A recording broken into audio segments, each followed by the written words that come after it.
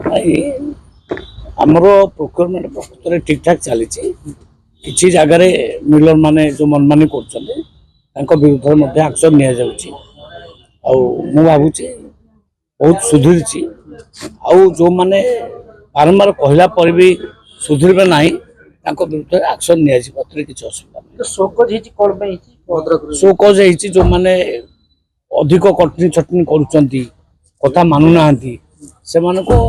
शोकज आगामी दिन निश्चय जो माने सरकार को नियम मानिबे नहीं सरकार को मानिबे नहीं से पुराना नीति रे चलिबे